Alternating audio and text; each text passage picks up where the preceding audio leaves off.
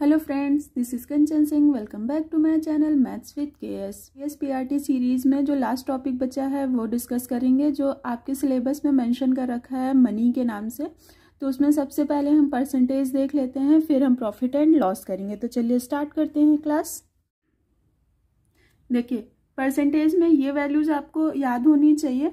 अभी मैं आपको ये निकालना नहीं बता रही हूँ, सिर्फ आप ये कुछ वैल्यूज़ हैं 20 तक, 1/20% तक, ये आप याद कर लीजिएगा। ये इसका स्क्रीनशॉट आप ले लीजिए। इसमें से जो इम्पोर्टेंट वैल्यू है वो मैं आपको बता देती हूँ। जैसे 1/3 हो गया, 1/5, 1/7, 1/9 और 1/11। ये कुछ वैल्यूज़ हैं जो आप याद कर लेंगे तो इनसे ज़्यादा क्वेश्चंस आते हैं।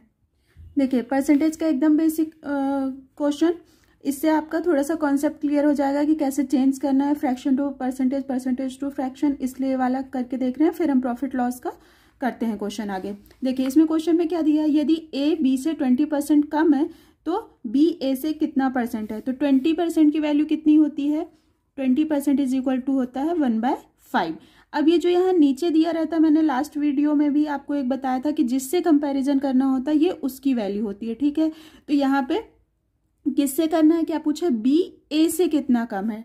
तो 5 ये किसकी वैल्यू हो जाएगी, बी की। अब पूछा है कि ए से ये ए हो गया तो कितना कम है। तो अब देखो, ये 5 जो है वो 1 से कितना कम है, ये 1 इससे कितना कम है। देखिए, तो ये 4 कम है ना। तो 1/4 की वैल्यू कितनी होती है, अभी मैंने आपको बताया 1/4 की वैल्यू होती है 25%। This is the answer.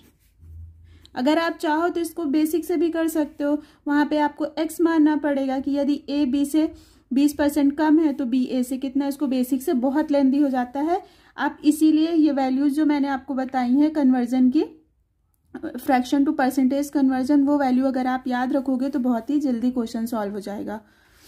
देखिए, नेक्स्ट क्वेश्चन है, एक विद्यार्थी ने किसी संख्या को 5/3 के स्थान पर 3/5 से गुणा करता है तो कैलकुलेशन में कितने परसेंट की त्रुटि हुई उससे।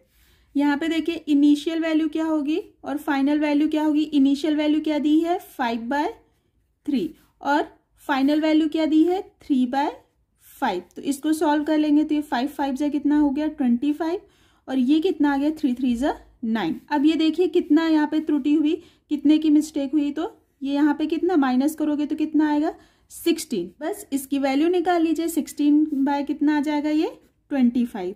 अब ये कैसे आया, देखिए हमेशा जब भी आपको परसेंटेज में आप निकालते हो तो कैसे निकालते हो, final value minus initial value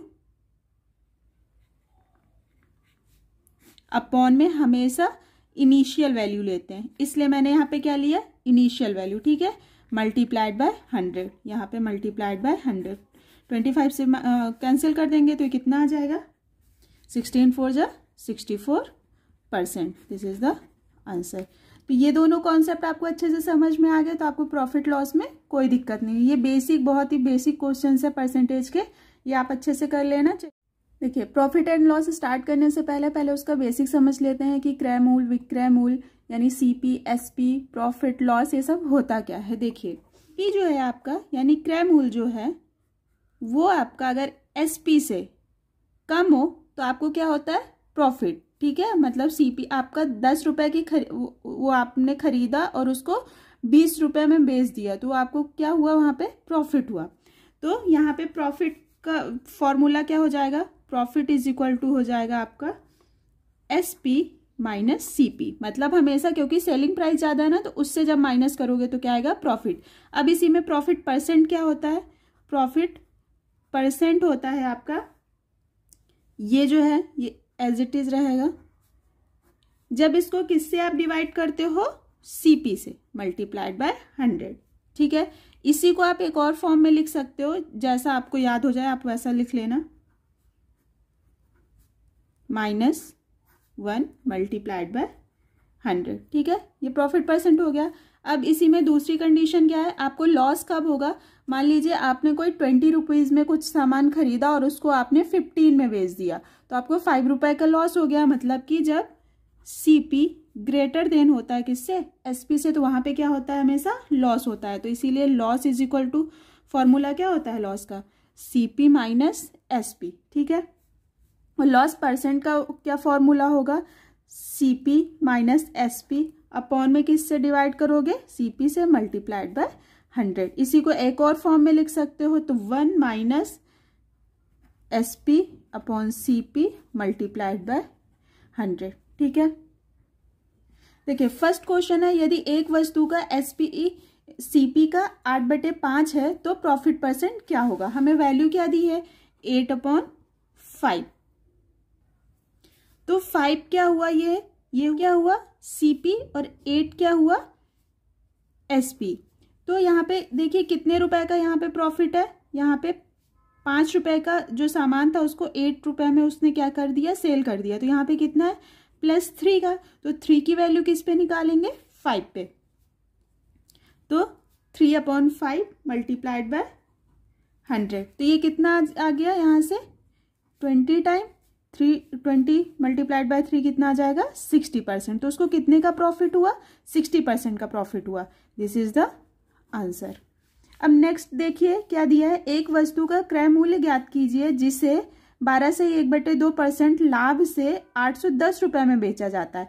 देखिए जब भी ऐसी वैल्यू दी जाए तब तो बहुत ही ईजी, क्यों, देखिए ये किसकी वैल्यू होती है, अब भी मैंने आपको पीछे बताया चार्ट में, ये वैल्यू होती है 1/8 की। अगर ये वैल्यू याद नहीं रहेंगी आपको तो ये क्वेश्चन बहुत लेंदी हो जाएगा, बेसिक से थोड़ा सा टाइम टेकिंग है और कुछ नहीं, ईजी तो है। ये 8 किसकी वैल्यू है, CP की। अब इसमें क्या बोला है कि वस्तु का क्रय मूल्य क्या है जिसे इतने लाभ पर बेचा गया है ना, तो ये 1 क्या हो गया आपका प्रॉफिट।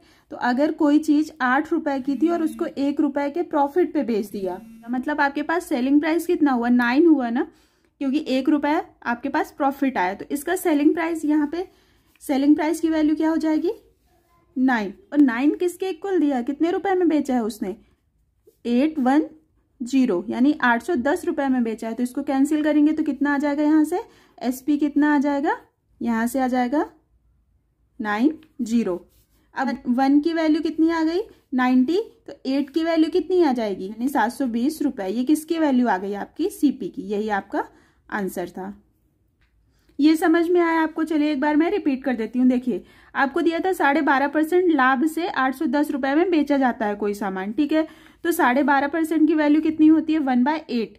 8 क्या है, CP, और यहाँ पे क्या लाभ में बेचा है ना, तो 1 की वैल्यू क्या हो गई, प्रॉफिट। तो अगर 8 रुपए का सामान है, 1 रुपए का लाभ हुआ, तो उसका सेलिंग प्राइस कितना हो गया, 9। और 9 की वैल्यू यहाँ पे क्या दी है, 810, इसीलिए यहाँ से 1 की वैल्यू कितनी आ जाएगी, 90। और अगर 1 = 90 है तो 8 की वैल्यू कितनी आ जाएगी, 720, ठीक है। यही आपका आंसर है। चलिए नेक्स्ट क्वेश्चन करते हैं। देखिए नेक्स्ट क्या है, एक दुकानदार एक वस्तु को विक्रय मूल्य यानी सेलिंग प्राइस 25% की हानि पर बेचता है, तो उसकी वास्तविक हानि क्या हुई, इसमें लॉस हमें बताना है। तो 25% की वैल्यू क्या होती है, अभी मैंने चार्ट में बताया है, 1/4 की वैल्यू हो गई, ये हो गई सेलिंग प्राइस की। और लॉस हुआ है तो ये किसकी वैल्यू हो गई, लॉस। तो अगर सेलिंग प्राइस 4 था और लॉस उसको 1 हुआ तो CP की वैल्यू कितनी आ गई, यानी 3। और 3 की वैल्यू आपको सेलिंग प्राइस 4 था, लॉस 1 है, तो यहाँ पे CP कितना आ जाएगा, 5, क्योंकि लॉस में बेचा गया। तो आपको CP की वैल्यू कितनी आ गई, 5। और अगर 5 CP है तो लॉस परसेंट क्या आ जाएगा, लॉस परसेंट क्या हो जाता है, लॉस अपॉन CP। तो यहाँ से कितनी आ जाएगी वैल्यू, 1/5। और 1/5 किसकी वैल्यू होती है, 20% की। This is the answer. ये आपको समझ में आ गया। अब आज की क्लास हम यहीं तक करते हैं। आज की क्लास से रिलेटेड आपके कोई भी डाउट हो तो कमेंट कीजिएगा। और अभी टाइम बहुत कम है, 1 वीक से भी कम टाइम बचा है, तो अच्छे से प्रिपरेशन कीजिए। अभी भी टाइम है, पॉजिटिव रहिए, बस कॉन्फिडेंट रहिए थोड़ा सा। एग्जाम बहुत अच्छा होगा, जैसे अभी आपने बाकी के क्वेश्चंस देखे हैं, बहुत टफ नहीं आ रहा है, बस थोड़ा सा आपको अपने बेसिक क्लियर करने की ज़रूरत है। सो बी पॉजिटिव, बी हैप्पी और अच्छे से स्टडी करिए। चलिए कल मिलते हैं, ओके, बाय बाय।